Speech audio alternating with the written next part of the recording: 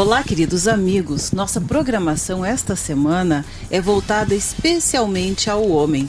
Estamos aqui em mais uma Semana da Moda, que esta semana vai ser a Semana do Homem no Viver Bem. Afinal de contas, agosto é um mês especialmente dedicado a eles. São pais, são maridos, são amigos, são pessoas que convivem com a gente no dia a dia. E quando nós falamos de homem, é claro, a gente fala de mulher também, a gente fala de esportes, a gente fala de saúde, a gente fala de muitas coisas gostosas da vida e também aquelas que às vezes nos trazem alguns dissabores. E aí, Cris, tudo bom? Tudo bom, Eliane? Tudo bom, Magda? Olha, é um prazer estar aqui conversando com vocês. Eu vou te dizer que apesar de não ser pai, eu trabalho com muitos pais, né? Exato. Até eu costumo brincar que é estranho, mas a minha maior clientela sempre foi e continua sendo a masculina, né? E eu acho que isso já é um dado bem interessante dessa mudança de comportamento, né? Do como, por exemplo, o homem hoje se dá o direito a também repensar, a também se fragilizar em certas coisas. E fragilizar no sentido não de se deixar de ser forte, mas no sentido de também poder se colocar como uma pessoa que sente, como uma pessoa que tem suas dúvidas. Deixar transparecer. Deixar transparecer, o que na verdade o torna muito melhor, uma pessoa muito melhor.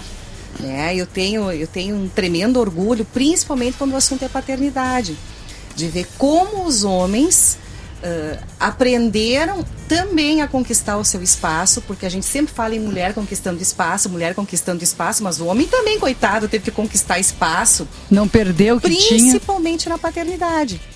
Porque a gente, como mulheres, a gente sabe, até pelas nossas mães e tudo, né? Que o que acontecia? O neném começava a chorar, a mãe dizia, deixa pra mim que eu que sei. Né? Como se ela fosse a pessoa que soubesse exercer a maternidade e como o pai fosse a figura ali muito mais só provedora, e durante muitos anos ele foi somente o provedor mesmo, né? Mas sem a habilidade do afeto. E hoje o que a paternidade mostra é que os pais são habilidosos no afeto. Verdade.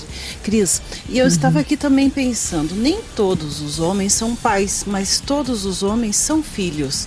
Então também tem essa questão de, mesmo não tendo filhos, eles têm seus conflitos com os seus pais.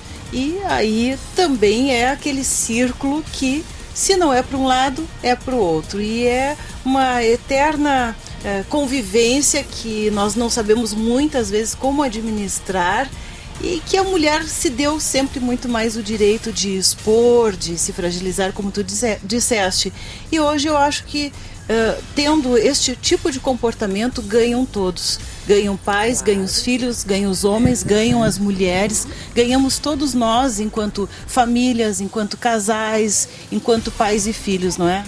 Sabe que a psicologia, ela pecou muito durante muito tempo, colocando que o tempo não era uma coisa tão importante quanto a qualidade. E a gente sabe que não é verdade, que não dá também pra gente falar em qualidade tirando o fator tempo. A presença é uma coisa muito importante. E hoje os pais se fazem presente, não necessariamente nas coisas cotidianas, do colégio talvez, ou da ida ao médico, mas, por exemplo, os pais acharam formas, depois o Canise vai poder me dizer qual é a fórmula dele, mas de ter uma participação. Então é através do hobby, é através do futebol, é através de uma banda, é através de um trabalho onde o filho se inclui, né? Falando em através de banda, eu vou aproveitar o gancho para ouvirmos uma voz masculina, né? Ouvirmos em relação a isso, Canise, o que a Cris está passando para nós. Tu tens agora a oportunidade de passar o teu parecer, assinando embaixo ou não. Tudo bem, Canise? Olá, meninas. É claro que eu tenho a obrigação de dizer, e diria isso com espontaneidade também, que uma melhor coisa da minha vida foi ser pai, né? É uma responsabilidade. O que eu fiz? Eu me tornei pai aos 27 anos. Eu refleti muito, porque temos 9 meses para refletir sobre o assunto, né? E aí então eu me lembrei da minha infância, o que eu gostava, o que eu não gostava, o que eu queria, o que eu não queria. E o que a minha mãe errava, o meu pai errava, para não errar com meu filho. Então a gente colocou isso no dia a dia, e o maior problema hoje em dia e já era na época, quando meu filho tem 24 anos hoje, lá pelos 10 anos de idade, eles ficavam o tempo todo no quarto, computador, internet. E aí parecia assim que se alimentava só de pizza, era passar ir por baixo da porta, porque não abria nem a porta para vir comer, comia lá no quarto, fazia tudo lá. Então isso eu fui conversando com meu filho, e ele é da banda, tem banda Delitos, né, é o Burn, e é uma responsabilidade. Chega em casa todo tatuado, ficaram 2 ou 3 anos morando em São Paulo para divulgar a banda, então saudade, preocupação, né? Então os 5 da banda, 5 integrantes, me pegaram como pai da banda, né? Hoje é o pai da banda, porque eu me dediquei muito. Minha esposa até dizia, mas e como é que vai ser isso? Nós temos um filho só, e com banda existe ainda esse preconceito, né? Mas eu disse à minha esposa, ele está fazendo talvez o que eu não pude fazer, porque eu também sempre gostei muito de música, né? Cris, deixa eu te perguntar uma coisa. O Canizio está falando que o filho estava em São Paulo e tudo, né? E tu conversa assim, os homens abrem o coração para ti.